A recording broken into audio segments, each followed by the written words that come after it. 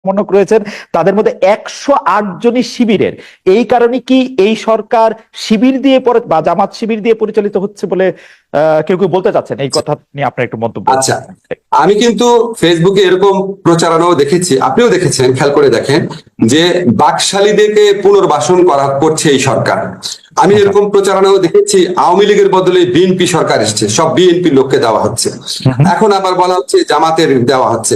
কাজে আপনি প্রচারণা না দেখে আপনি অ্যাকচুয়াল ফ্যাক্টস গুলা দেখার চেষ্টা করবেন।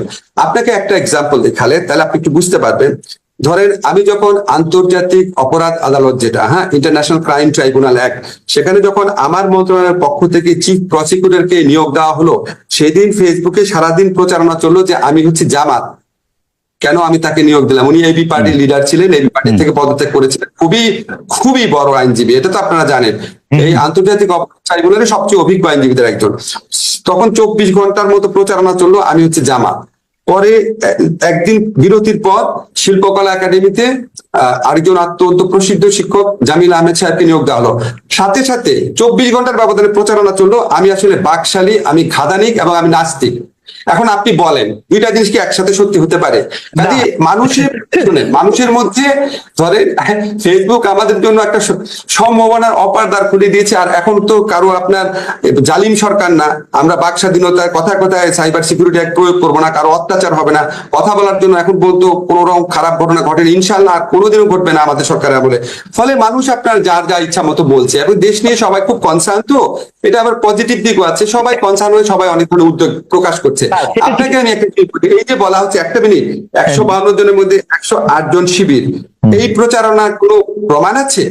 একটা কথা আপনাকে বলি, যেমন আপনি দেখবেন ফেসবুকে কেউ বলা শুরু করেছে যে জাফর ইকবাল সাহেব তো ঠিকই বলেছিল, এটা তো আসলে জামাত শিবিরের আন্দোলন, এটা আমি দেখেছি। আচ্ছা ভাই, এই যে বিএনপি সাংবাদিক সম্মেলন করে বললো যারা মারা গেছে তাদের মধ্যে 50% হচ্ছে বিএনপির লোক, ঠিক আছে?